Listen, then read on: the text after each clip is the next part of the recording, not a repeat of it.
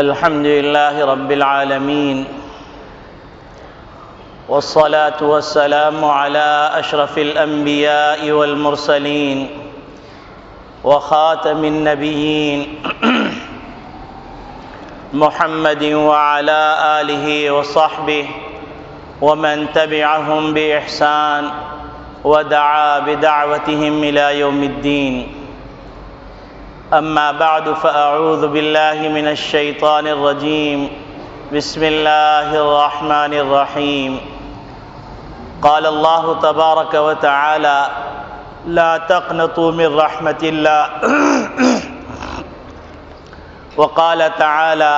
ومن يتوكل على الله فهو حسبه. وعن أبي هريرة رضي الله تعالى عنه قال: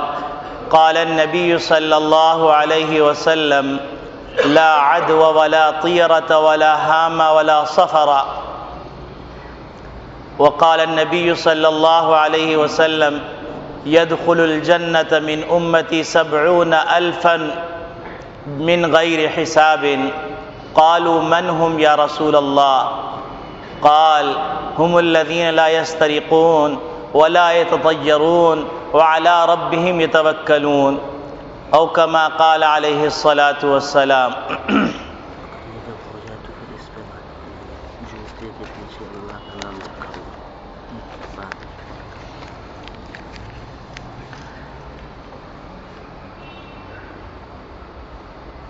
میرے محترم بزرگوں، عزیز دوستو، دینی اسلامی بھائیوں، اللہ رب العالمین نے ہم کو ایک مکمل دین عطا فرمایا، اور اس دین کے اندر نہ رسم و رواج کا گزر ہے اور نہ ہی اس دین کے اندر توہمات کا گزر ہے. دین سے دوری کے نتیجے میں مسلمانوں میں بعض عجیب غریب خرابیاں اور توہمات پیدا ہو گئے، اور وہ ان توہمات کو اصل سمجھنے لگے اور یہ سمجھنے لگے کہ یہ دین کا ہی حصہ ہے، بلکہ اس سے بھی زیادہ اس پر اعتقاد کرنے لگے. حتیٰ کہ بعض سمجھدار ہی نہیں، بڑے پڑھے لکھے اور معاشرے کے اندر ان کو بڑے اونچے مرتبے پہ دیکھا جاتا ہے، وہ بھی توہمات کا شکار ہو گئے. میں چند توہمات کا ذکر کرتا ہوں جو ہمارے معاشرے کا حصہ بن گئے اور نسل در نسل چلے جا رہے ہیں، اور سمجھ رہے ہیں کہ یہ بالکل عقیدے والی بات ہے. مثلا کوئی آدمی سفر پہ نکلتا ہے اور اس کے سامنے سے کالی بلی راستہ کاٹ کے چلے جائے تو وہ اپنا سفر مؤخر کر دیتا ہے اور کہتا ہے کہ یہ سفر منحوس ہوگا، لہٰذا اب میرا سفر میں جانا اس وقت فائدے مند نہیں ہے، سود مند نہیں ہے. اسی طریقے سے اگر آنکھ پھڑکنے لگے تو کہتے ہیں کہ کوئی مصیبت آنے والی ہے، کوئی تکلیف آنے والی ہے. اسی طریقے سے اگر ایک جوتے کے اوپر جوتا چڑھ جائے تو کہتے ہیں میاں سفر درپیش ہے، اب تم سفر کرو گے. اسی طریقے سے کسی آدمی کے ہاتھ میں کھجلی ہونے لگے ہتھیلی میں تو کہتے ہیں میاں دولت آنے والی ہے. اسی طریقے سے اگر کوا گھر پہ بیٹھ کر کائیں کائیں کرنے لگے تو کہتے ہیں میاں مہمان آنے والا ہے. اسی طریقے سے اگر کسی آدمی پہ کوے نے یا کسی پرندے نے بیٹ کر دی تو کہتے ہیں مالدار ہونے والا ہے. اور ان باتوں پر ایسا عقیدہ رکھتے ہیں کہ جس کی کوئی انتہا نہیں۔ اسی طریقے سے اگر کوئی مہمان یا کوئی مسافر گھر سے رخصت ہو رہا ہے تو منع کر دیتے ہیں کہ میاں پیچھے جھاڑو مت دو، بدشگونی ہوگی۔ اسی طریقے سے اگر گھر کے اندر کوئی آدمی قینچی خالی چلانے لگے تو کہتے ہیں میاں قینچی مت چلاؤ ورنہ گھر میں لڑائیاں ہو جائیں گی۔ اس طرح کی بہت ساری باتیں جو عام مشہور ہو گئی ہیں وہ ہمارے لاشعوری طور پر ہمارے عقیدے کے حصے کی طرح جاری ساری ہیں۔ اسی توہمات میں سے ایک توہم جس نے بہت بڑے معاشرے کو متاثر کر دیا ہے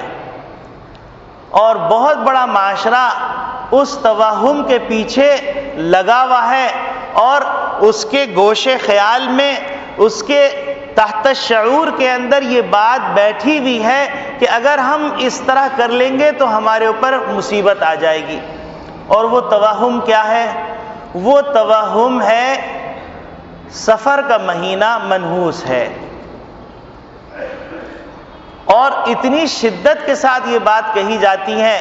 کہ سفر کے مہینے میں سفر نہیں کیا جائے گا، سفر کے مہینے کے اندر شادی نہیں کی جائے گی، کیونکہ سفر کرنے کے اندر وہ سفر کے اندر خیر نہیں ہوگا، اور اگر شادی کی جائے گی تو وہ ناکام ہوگی۔ یہ ایک عام بات مشہور چل رہی ہے۔ اسی طریقے سے سفر کے مہینے میں کوئی معاملات نہیں کرتے۔ بہت سے ایسے لوگ ہیں جو سفر کے مہینے میں معاملات نہیں کرتے، پرانی ڈیلیں جو ہوئی ہوئی ہیں وہ تو چل رہی ہیں لیکن نئی ڈیل نہیں بناتے، کہتے ہیں ذرا سفر نحوست کا مہینہ گزر جائے پھر ڈیل کریں گے۔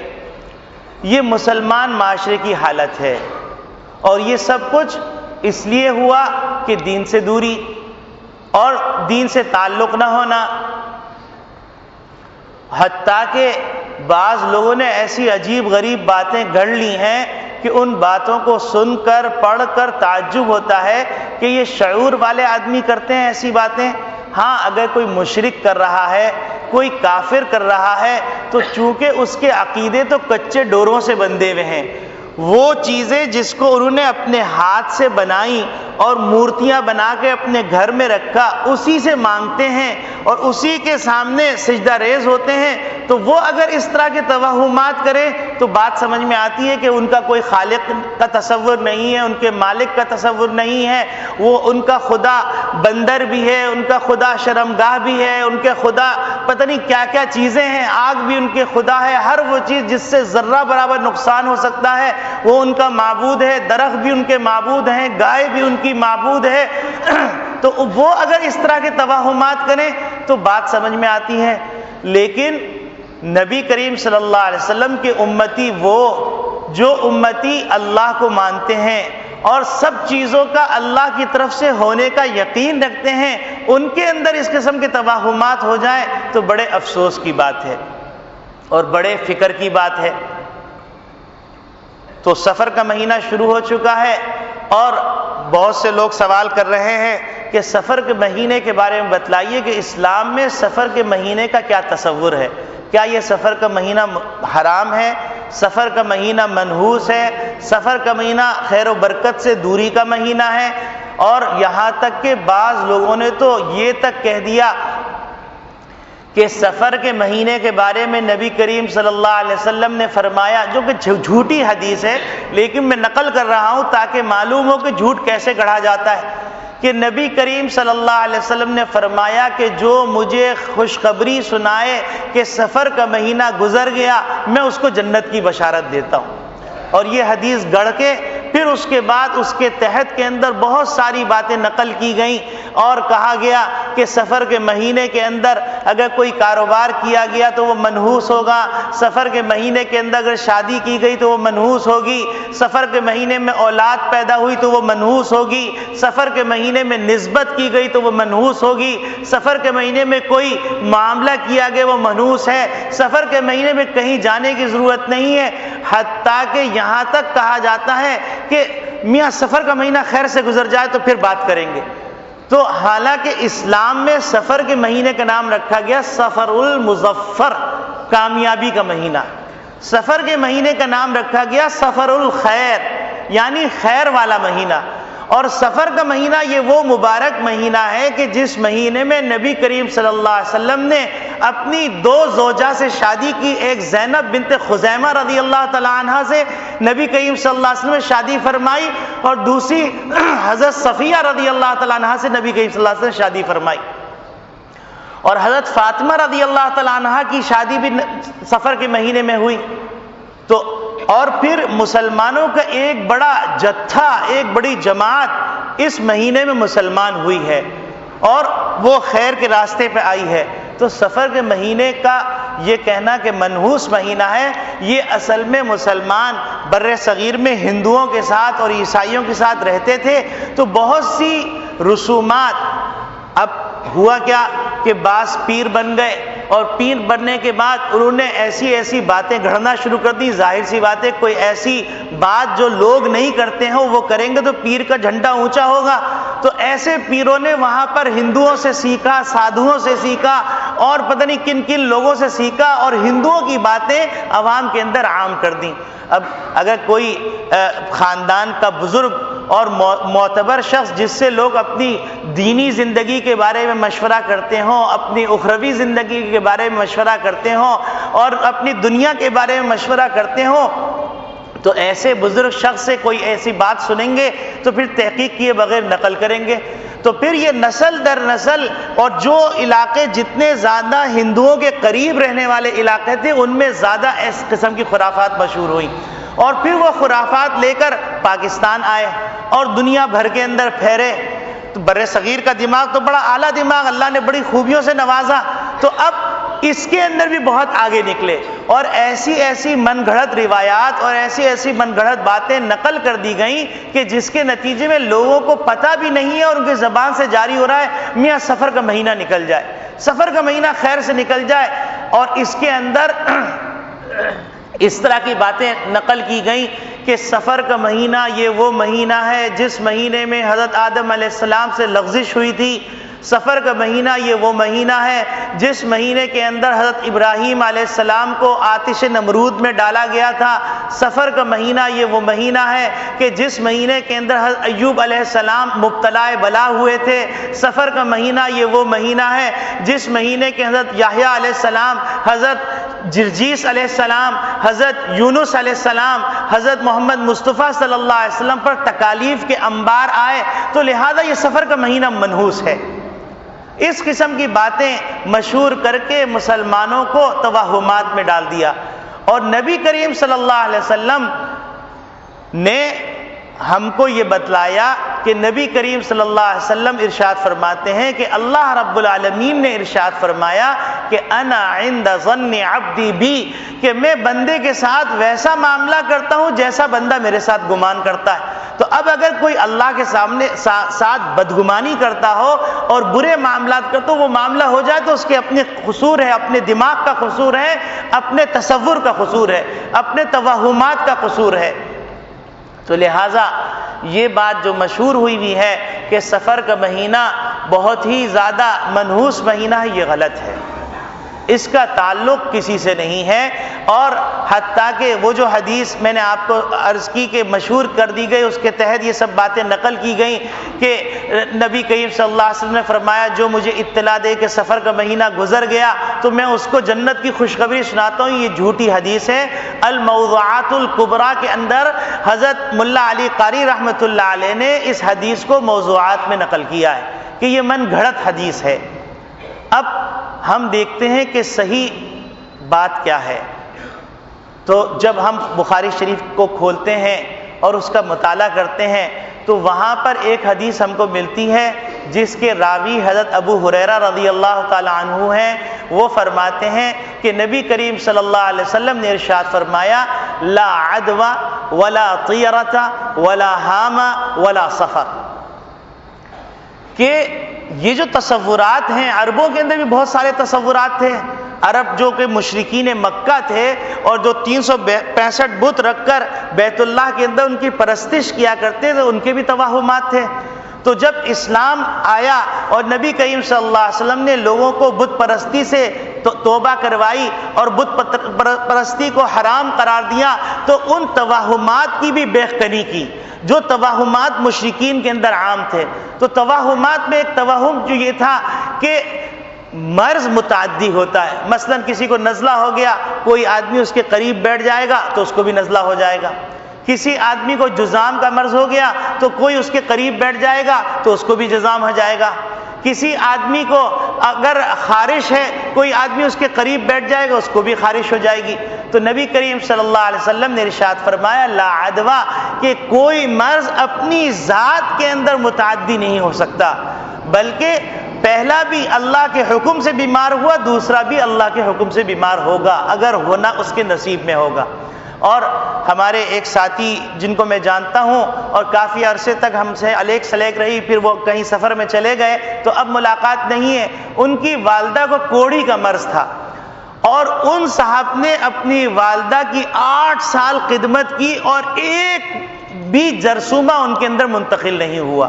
تو لہٰذا یہ اس قسم کی باتیں کرنا کہ مرض متعدی ہوتا ہے، فلاں چیز ہوتی ہے، فلاں چیز ہوتی ہے، تو نبی کریم صلی اللہ علیہ وسلم نے اس توہم کی بھی نفی فرمائی اور فرمایا لا عدویٰ، کہ کوئی مرض متعدی نہیں ہوتا۔ اللہ کے ذات عالی پر یقین ہونا چاہیے۔ ایک دفعہ ایک دیہاتی آیا اور آ کے کہا اے اللہ کے رسول، ایک خارش زدہ اونٹ ہمارے صحیح اونٹوں میں داخل ہو گیا تو ان کو بھی خارش زدہ کر دے گا۔ تو نبی کریم صلی اللہ علیہ وسلم نے ارشاد فرمایا من اجرب الاول، کہ کون ہے جس نے پہلے اونٹ کو خارش زدہ کیا؟ تو کیا وہاں پر کوئی خارش زدہ اونٹ آیا تھا؟ اللہ کے حکم سے ہوا۔ تو جس طرح یہ اللہ کے حکم سے ہوا، تو اگر کسی کے نصیب میں وہ بیماری لکھی ہوئی ہے تو وہ اللہ کے حکم سے ہوگی، کوئی بیماری اپنی ذات کے اندر متعدی نہیں ہو سکتی۔ تو ایک بات تو یہ نبی کریم صلی اللہ علیہ وسلم نے فرمائی، اس توہم کی بیخکنی فرمائی۔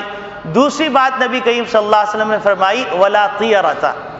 طیرہ اصل میں ایک مشرکین مکہ اور پرانے زمانے کے جو عرب تھے ان کا ایک طریقہ تھا۔ وہ طریقہ یہ تھا کہ جب وہ سفر پہ جا رہے ہوتے تو ایک پرندہ اپنے ساتھ رکھتے، اور پرندہ ساتھ رکھنے کے بعد اس پرندے کو وہ اڑاتے۔ اب اگر وہ پرندہ سیدھے طرف چلا جاتا، سیدھے ہاتھ کی طرف چلے جاتا، تو کہتے یہ سفر ہمارا وسیلہ ظفر ہوگا، اور اگر وہ پرندہ الٹے ہاتھ کی طرف چلے جاتا تو کہتے کہ یہ سفر ہمارا نامراد ہوگا، لہذا سفر ہی نہیں کرتے۔ تو اگر وہ پرندہ سیدھے ہاتھ کی طرف چلے جاتا تو اس کو سانح کہتے، وہ سانح مبارک پرندہ، یہ بڑے خوشخبری لے کے آیا ہے۔ اور اگر الٹی طرف چلے جاتا تو اس کو کہتے بارح، اور روایات میں سوانح اور بوارح کا لفظ بھی آتا ہے کہ وہ سوانح اور بوارح کے ذریعے سے شگون لیا کرتے تھے، اور وہ یہ کیا کرتے تھے کہ اگر یہ پرندہ سیدھی طرف چل جائے گا تو یہ مبارک خبر لے کے آیا ہے، ہمارا سفر وسیلہ ظفر ہوگا، اور اگر ہمارا یہ پرندہ الٹے ہاتھ کی طرف چل جائے گا تو ہمارا سفر نامراد ہوگا، برا ہوگا۔ تو یہاں پر نبی کریم صلی اللہ علیہ وسلم نے فرمایا ولا طیرۃ، یہ بدشگونی لینا کوئی اچھی بات نہیں ہے۔ اس کی وجہ کیا ہے؟ وجہ یہ ہے کہ بدشگونی اللہ سے نا امید کرتی ہے، اللہ سے نا امید کرتی ہے۔ اللہ رب العالمین تو ہم کو فرما رہے ہیں لا تقنطوا من رحمت اللہ، اللہ کی رحمت سے نا امید نہ ہو، اور اللہ رب العالمین ہم سے فرما رہے ہیں کہ وَمَن يَتَوَكَّلْ عَلَى اللَّهِ فَهُوَ حَسْبُهُ، جو اللہ پہ بھروسہ کرے گا اللہ اس کے لیے کافی ہوگا۔ اللہ رب العالمین ہم سے فرما رہے ہیں نبی کریم صلی اللہ علیہ وسلم کے واسطے سے فَإِذَا عَزَمْتَ فَتَوَكَّلْ عَلَى اللَّهِ، کہ جب تم کسی کام کا ارادہ کرو تو اللہ پہ بھروسہ کرو، اور اللہ رب العالمین فرما رہے ہیں إِنَّ اللَّهَ يُحِبُّ الْمُتَوَكِّلِينَ، کہ اللہ رب العالمین توکل کرنے والوں کو پسند فرماتے ہیں۔ تو لہذا بدشگونی کرنا یہ اللہ کی رحمت سے نا امیدی ہے، اور اللہ نے فرمایا لا یئس من روح اللہ الا القوم الکافرون، ایک جگہ آتے الا القوم الظالمون، کہ اللہ کی رحمت سے نا امید نہیں ہوتے مگر ظالم لوگ، اللہ کی رحمت سے نا امید نہیں ہوتے مگر کافر لوگ۔ تو میرے عزیز دوستو بھائیو، نبی کریم صلی اللہ علیہ وسلم نے جو میں نے روایت پڑھی ہے یہ بخاری شریف کی روایت ہے، تو اس روایت میں نبی کریم صلی اللہ علیہ وسلم فرماتے بدشگونی نہیں لینی چاہیے۔ ہاں البتہ نیک شگون لینا یہ مستحب ہے۔ مثلا آپ جا رہے ہیں اور آپ کے سامنے کوئی صاحب آئے اور ان کا نام تھا فائز، کامیاب ہونے والا شخص، آپ اس سے اچھا شگون لے رہے ہیں کہ انشاءاللہ میں بامراد آؤں گا، اس سے اللہ کی ذات سے اچھی امید ہوگی. اور اللہ فرما رہے ہیں انا عند ظن عبدی بی، کہ میرے ساتھ بندہ جیسا گمان کرے گا میں معاملہ بھی اس کے ساتھ ویسا کروں گا. تو لہٰذا اگر کوئی آدمی کسی چیز سے اچھا شگون لے رہا ہے تو یہ تو اللہ سے اچھا گمان کرنے کے مترادف ہے، یہ مستحب ہے. لیکن بدشگونی کرنا حرام ہے اور اس کو منع قرار دیا گیا ہے. اسی طریقے سے آپ جا رہے ہیں اور راستے کے اندر آپ کی ملاقات ہوگی ایسے آدمی کی جس کا نام مبشر ہے، تو آپ نے کہا انشاءاللہ میں جو نا اپنے مقصد میں کامیاب ہوں گا، مجھے بشارت ملے گی. یہ اللہ سے اچھا گمان ہے. وَمَن يَتَوَکَّلْ عَلَى اللَّهِ فَهُوَ حَسْبُهُ پہ یقین کامل ہے. تو ہم کو اسلام نے توہمات سے منع کیا ہے اور توہمات کی بہکنی فرمائی ہے، اور فرمایا وَلَا طِيَرَةَ، دیکھو بدشگونی نہ لو. کہ سفر میں جاتے ہوئے جس طرح میں نے عرض کیا کہ پرندوں کو اڑا کر فیصلہ کرنا یہ غلط ہے. اسی طریقے سے موجودہ زمانے میں ایک طریقہ نکلا ہے، وہ طریقہ عجیب غریب ہے. جاتے ہیں ایک صاحب بیٹھے ہوئے ہیں طوطا لے کر، اور طوطا لے کے بیٹھے ہوئے ہیں اور ان سے کہا کہ میاں ذرا میری فال نکالنا، میں سفر پہ جا رہا ہوں، میرا سفر کیسا ہوگا. وہ طوطے نے پرچی نکالی، کھول کے دیکھا، انہوں نے پڑھ کے طوطے کی طرح سنا دیا. اب انہوں نے کہا بس یہی ہونے والا ہے میرے ساتھ. اور ایک دفعہ ایک بزرگ ان کا انتقال ہو گیا، دین پوری صاحب رحمۃ اللہ علیہ. وہ ان کے علاقے کے اندر ایک آدمی آیا، اسی طریقے سے فال نکالتا تھا اور عجیب غریب باتیں کرتا تھا. وہ نابینا تھے بزرگ. وہ انہوں نے دیکھا کہ علاقے اس سے عقیدت مند ہو رہے ہیں، گمراہ ہو رہے ہیں. تو ان بزرگ نے کیا کیا، انہوں نے کہا ٹھیک ہے مجھے اس کے پاس لے کے چلو.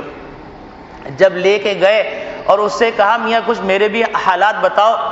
تو اس نے نکالنے کے بعد اور کہا کہ اب میری شادی ہوگی کہ نہیں ہوگی. تو انہوں نے نکالنے کے بعد کہا نہیں آپ کی شادی نہیں ہوگی. تو انہوں نے کہا میاں جھوٹ مت بولو، میری جو ہے شادی بھی ہو چکی ہے، میرے 8 بچے بھی ہیں. پھر اس کے بعد انہوں نے کیا کیا، اس کو ایک نابینا تھے، انہوں نے اس کو پکڑا، 2-4 سونٹے لگائے. تو انہوں نے کہا تجھے فال نکالنا آتا ہے تو تجھے پتا نہیں تھا کہ میں آ کے تجھ کو ماروں گا. تو پھر اس کے بعد اس کا دماغ صحیح ہو گیا، وہ وہاں سے بھاگ گیا. تو اس قسم کے بہروپیے بہت سارے ہیں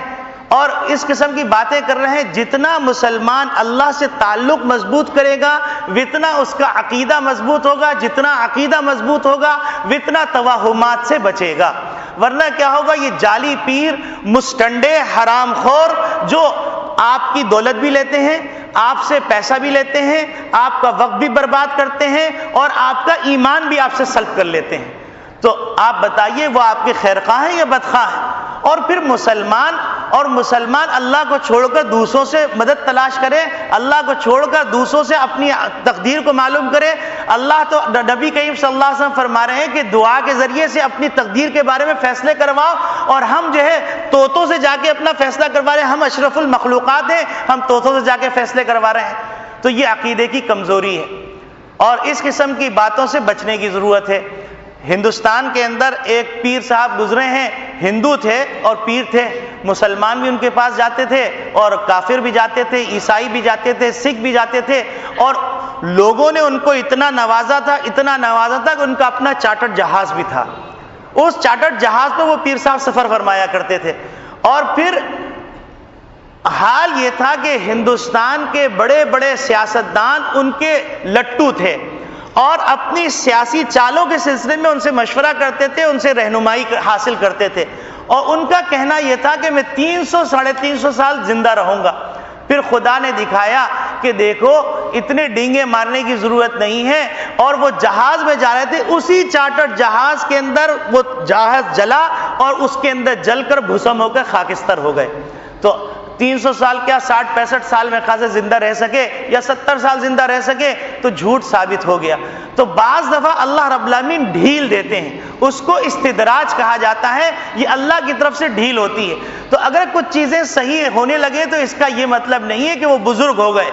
بلکہ صحیح راستہ وہی ہے جو نبی کریم صلی اللہ علیہ وسلم بتلا کے گئے ہیں، اور اپنی مرادیں پوری کرنے کا طریقہ وہی ہے جو نبی کریم صلی اللہ علیہ وسلم بتلا کے گئے. صلاۃ الحاجت پڑھو اور دیگر چیزیں جو مسنون طریقے سے بتلائی گئی ہیں وہ پڑھو اور اپنے لیے خیر مانگو. استخارہ کرو، استخارے کا مسنون طریقہ ہے، اس کو اپناؤ. تو یہاں پر جو یہ بات مشہور کی جاتی ہے کہ فلاں چیز منحوس ہے، فلاں چیز منحوس ہے، فلاں عورت منحوس ہے، فلاں بچہ منحوس ہے، فلاں کاروبار منحوس ہے، کاروبار کو گالیاں دے رہے ہیں، دکان کو گالیاں دے رہے ہیں، گھر کو گالیاں دے رہے ہیں، تو یہ منحوس کہنا یہ اچھی بات نہیں۔ تو نبی کریم صلی اللہ علیہ وسلم بدگمانی اور توہمات کی بیخکنی فرما رہے ہیں، اور فرما رہے ہیں لا عدویٰ، نہ ہی تو کوئی مرض متعدی ہوتا ہے، ولا طیرتا، اور نہ ہی کوئی بدگمانی بدشگونی لینی چاہیے، ولا ہامہ۔ اور تیسرا جملہ جو نبی کریم صلی اللہ علیہ وسلم نے فرمایا کہ ہام بھی درست نہیں ہے۔ یہ ہامہ کیا چیز ہے، اس کو سمجھنے کی ضرورت ہے۔ ایک تو عرب کے اندر تصور یہ تھا کہ جب کوئی آدمی قتل ہو جاتا اور قتل ہو جانے کے بعد اس کا مقتول گرفتار نہ ہوتا تو اس مقتول کی کھوپڑی سے، اور بعض لوگوں کے ہاں مشہور تھا اس کے استخوان خانہ سے ایک پرندہ نکلتا، اور پرندہ نکل کر وہ بیٹھ جاتا اور چیختا رہتا مجھے پانی دو، مجھے پانی دو، مجھے پانی دو۔ اور پھر یہ تصور تھا کہ یا تو وہ پرندہ اپنے قاتل سے قتل کا انتقام لیتا، یا پھر وہ اسی طرح چیختا رہتا جس سے لوگ بے چین رہتے۔ تو یہ ایک تصور تھا۔ تو نبی کریم صلی اللہ علیہ وسلم نے فرمایا لا ہامہ، اس طرح کا تصور غلط ہے، ایسا کچھ نہیں ہے۔ جو جہاں چلا گیا، اگر کوئی مر گیا اور وہ جنت میں جانے والا ہے وہ جنت کے مزے کرے گا، اور اگر وہ جہنم میں جانے والا ہے تو وہ سجین کے اندر پڑا رہے گا اور سجین کے اندر بھگتان بھگتتا رہے گا۔ تو لہذا اس قسم کا تصور کرنا غلط ہے۔ اسی طریقے سے نبی کریم صلی اللہ علیہ وسلم نے فرمایا ولا سفرا۔ اب سفر کے سلسلے میں مختلف باتیں مشہور تھیں۔ بعض علاقوں کے اندر جیسے میں نے عرض کیا کہ یہ مشہور ہے کہ سفر کا مہینہ منحوس ہے، اور نبی کریم صلی اللہ علیہ وسلم نے، جھوٹی حدیث ہے یہ، کہ نبی کریم صلی اللہ علیہ وسلم نے فرمایا کہ جو مجھے سفر کے گزرنے کی خوشخبری سنائے گا تو میں اس کو جنت کی بشارت دیتا ہوں، جو کہ جھوٹی حدیث ہے۔ اس جھوٹی حدیث کو نقل کر کے لوگ سفر کے مہینے کو منحوس قرار دیتے ہیں، اور سفر کے خصوصاً شروع کے 13 دن کو منحوس قرار دیتے ہیں۔ بعض علاقوں کے اندر یہ بات بھی مشہور ہے کہ ٹوٹل دنیا کے اندر 10,80,000 پورے سال کے اندر مصیبتیں نازل ہوتی ہیں۔ یہ عجیب غریب بات عرض کر رہا ہوں، یہ عام مشہور ہے اور اس کو بہت چلن ہونے لگا ہے، اور جب سے گلابی قسم کے پیر نکلے تو یہ اور زیادہ اس کو فروغ مل رہا ہے۔ تو اپنے ایمان کا سودا کرنے کے بجائے جو صحیح بات صحیح حدیث سے، وہ موضوع حدیث ہے اس کے اوپر تو پورا عقیدہ ہے، اور جو صحیح حدیث بخاری شریف میں موجود ہے تو اس حدیث کی طرف التفات ہی نہیں ہے۔ تو نبی کریم صلی اللہ علیہ وسلم کے بارے میں اس قسم کی باتیں مشہور کر دی گئی، اور ایک بات یہ بھی مشہور کر دی گئی کہ پورے سال کے اندر 10,80,000 مصیبتیں نازل ہوتی ہیں، اور ان میں سے 9,80,000 مصیبتیں 9,80,000 مصیبتیں صرف اور صرف سفر کے مہینے میں نازل ہوتی ہیں۔ یہ جھوٹی بات ہے، اس کا کوئی حقیقت سے تعلق نہیں ہے۔ اسی طریقے سے ایک اور علاقے کے اندر یہ بات مشہور ہے، اب چونکہ سفر آسان ہو گیا تو ہر علاقے کے لوگ ادھر سے ادھر جا رہے ہیں، ادھر سے ادھر آ رہے ہیں، مواصلات کا نظام آسان ہے، اور فون کا مسئلہ آسان ہے، اور تبادلہ خیال کرنا آسان ہے۔ تو جس طریقے سے دیگر سہولیات ایک دوسرے کی طرف منتقل ہو رہی ہیں، تو اسی طریقے سے دیگر خرافات بھی ایک دوسرے کی طرف منتقل ہو رہی ہیں۔ تو علاقوں کی خرافات میں خرافات یہ معروف چل رہی ہے کہ سفر کے مہینے کے اندر آسمان سے لنگڑے لولے جنات اترتے ہیں، لنگڑے لولے جنات اترتے ہیں اور راستوں میں بیٹھ جاتے ہیں، اور بیٹھ کے کہتے ہیں بسم اللہ پڑھ کے قدم رکھو، بسم اللہ پڑھ کے قدم رکھو، کہیں ہمارے پاؤں مزید توڑ نہ ڈالو۔ تو سفر کے مہینے میں بہت سے لوگ بسم اللہ پڑھ کے پاؤں اٹھاتے ہیں۔ احمقانہ بات ہے، فضول بات ہے، اس کی حقیقت سے کوئی تعلق نہیں، شریعت سے کوئی تعلق نہیں، اور کوئی تاریخی حقیقت نہیں، نہ کوئی روایتی حقیقت ہے، نہ کوئی سند کے ساتھ بات ہے، نہ کسی تابعی سے منقول ہے، نہ کسی صحابی سے منقول ہے، نبی کریم صلی اللہ علیہ وسلم تو منقول ہی نہیں ہے، اور پھر نہ کسی اولیاء اللہ سے منقول ہے۔ اور بزرگوں کی نشانی جو بزرگوں نے بیان کی ہے کہ جو آدمی کی زندگی کے اندر سنت نظر آئے اور وہ سنت کی دعوت دے رہا ہو تو سمجھو وہ بزرگ ہیں، اور جس کی زندگی کے اندر بزرگی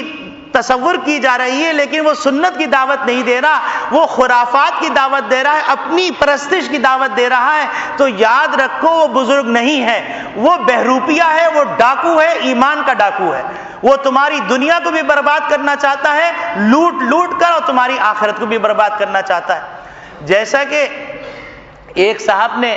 اپنے پیر صاحب کو خواب سنایا کہ پیر صاحب میں نے خواب دیکھا ہے، تو انہوں نے کہا ہاں بتلاؤ کیا بات ہے؟ تو انہوں نے کہا کہ پیر صاحب میں نے خواب دیکھا ہے کہ میرا ہاتھ گندگی کے اندر پڑا ہوا ہے۔ تو انہوں نے کہا ہاں ہم اسی لیے تم سے کہتے تھے کہ دنیا کے اندر گھسے رہو، دنیا کے اندر گھسے رہو، اب دیکھ لیا تم نے؟ کہیں گے پیر صاحب پورا واقعہ تو سن لیجئے۔ تو انہوں نے کہا ہاں میاں بتاؤ۔ تو کہنے لگے میں نے دیکھا کہ میرا ہاتھ گندگی کے اندر ہے اور آپ کا ہاتھ میں دودھ ہے،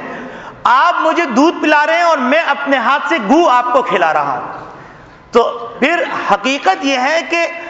بعض لوگ اس طرح کے کام کر رہے ہیں کہ اپنے سے متاثر کرنے کے لیے بہت اچھی باتیں کرتے ہیں، جس سے بعض لوگوں کو ہدایت بھی مل جاتی ہے، لیکن دنیا کی گند، رشوت کا مال، سود کا مال اور حرام کا مال، ڈاکہ زنی کا مال اور ہیرا پھیری کا مال اور چور سٹے کا مال، اور اسی طریقے سے ایسا مال جو غصب کیا ہوا مال ہے وہ مال، اسی طریقے سے ایسا مال جو کسی کو دھوکہ دے کے حاصل کیا گیا وہ مال، اور ایسا مال جو مال کسی کا تھا اور اس کے اندر غریبوں کا حق تھا، اس کے اوپر زکوٰۃ ادا نہیں کی، ایسا مال، اور ایسا مال جو یتیم کا تھا اس کو لے کے ہڑپ کر رہے ہیں، تو یہ حقیقت کے اندر وہ گند کھا رہے ہیں، اور گند کھا کر دوسروں کو حضور کی حدیث سنا رہے ہیں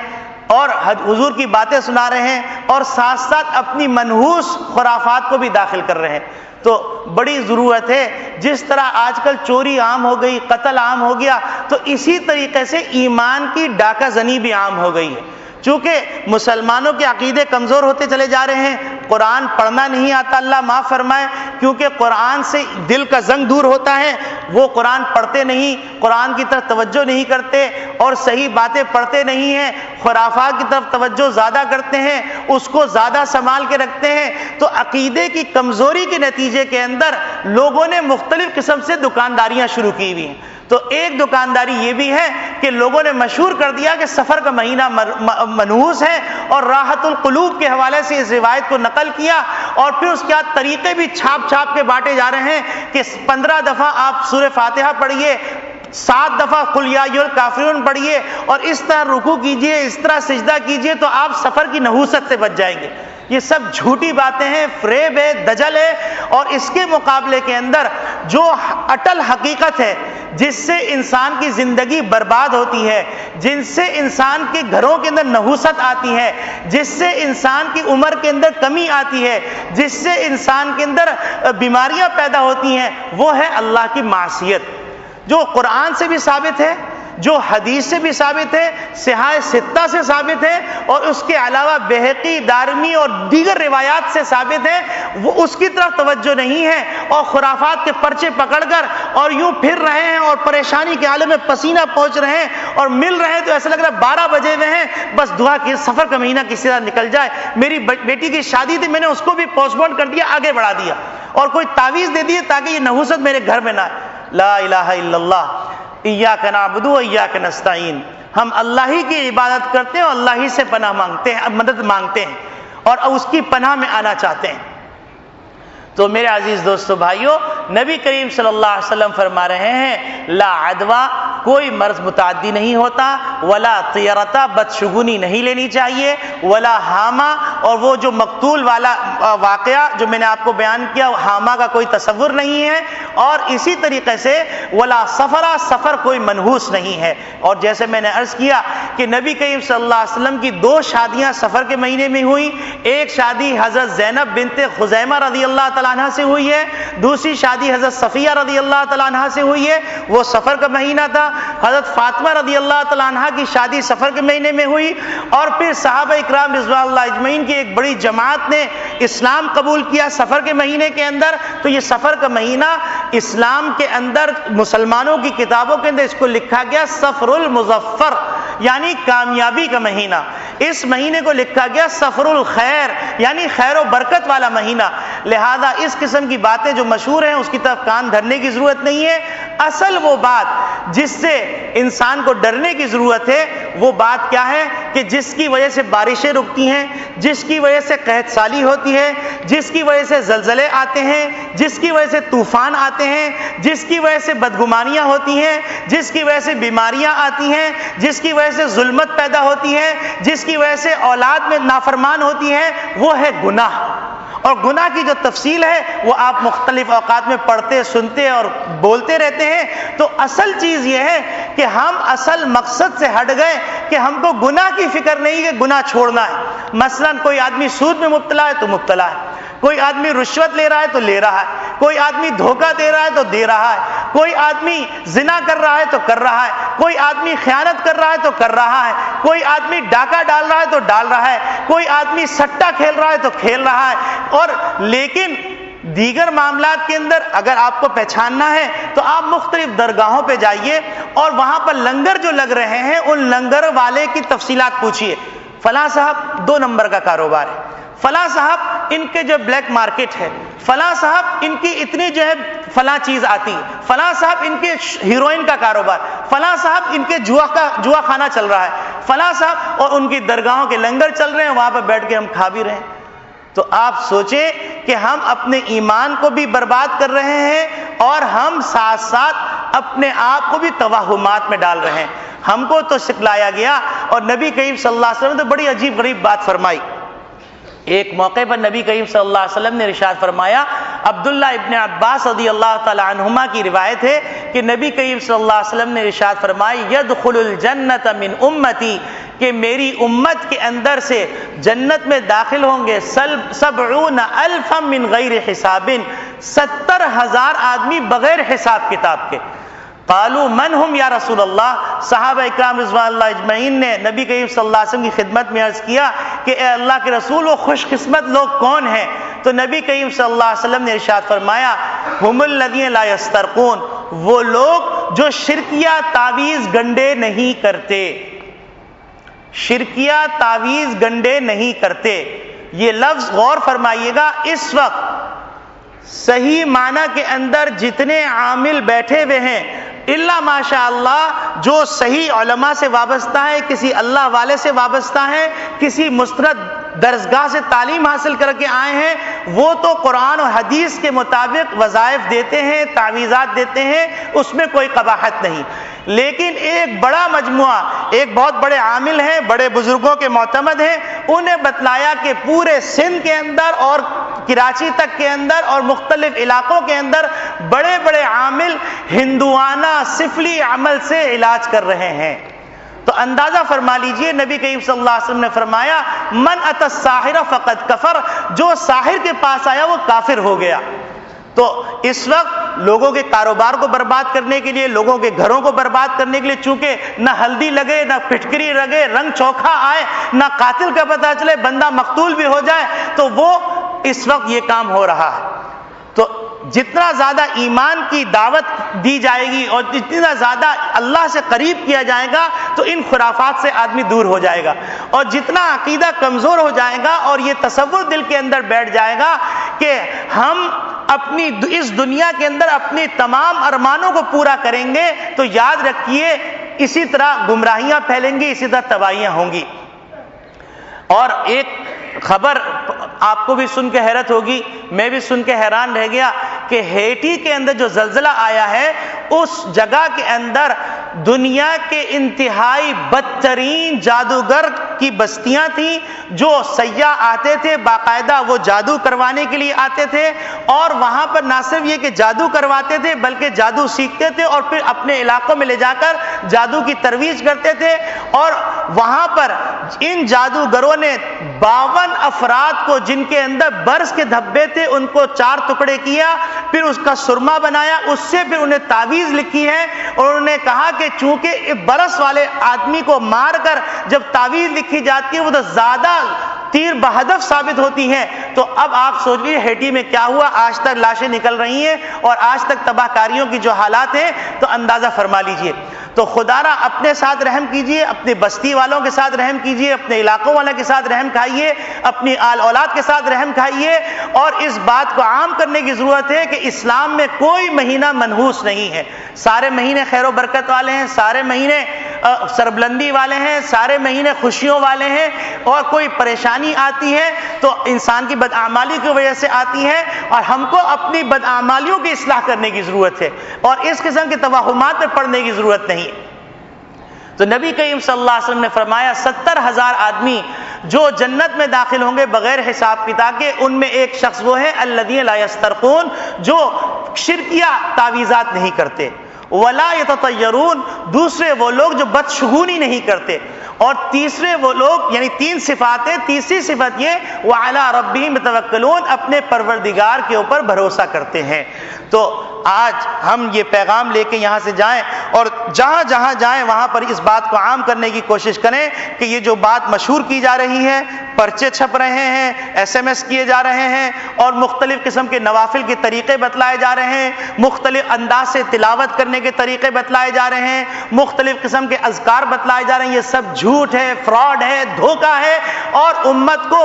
توہمات میں ڈالنا ہے۔ اس کا صرف اور صرف ایک علاج ہے، وہ علاج یہ ہے اللہ سے اپنا تعلق مضبوط کر لیں، اور ساتھ ساتھ ہم توہمات سے باہر نکل آئیں۔ ہمارا تعلق جتنا مضبوط ہوگا اللہ سے، اتنا ہم توہمات سے دور ہوں گے، اور اتنا ہماری زندگی پرسکون ہوگی، ورنہ ہم اپنے سائے سے بھی ڈرتے ہوئے نظر آئیں گے۔ ہمارا سایہ بھی جن لگ رہا ہوگا، ہمارا کہیں سے کھوں کی آواز آ جائے گی تو سمجھیں گے جن آ گیا۔ یہ سب خامہ خواہ کو واہیات ہیں، فضولیات ہیں۔ بے شک جن کا وجود ہے، اس کا انکار نہیں کیا جاتا، لیکن اس طرح کے وہم میں پڑنا غلط ہے، اور بالکل غلط ہے۔ وَمَن يَتَوَکَّلْ عَلَى اللَّهِ فَهُوَ حَسْبُهُ، جو اللہ رب العالمین پہ بھروسہ کرے گا اللہ اس کے لیے کافی ہے۔ حسبنا اللہ نعم الوکیل، نعم المولا ونعم النصیر، وآخر دعوانا ان الحمد للہ رب العالمین۔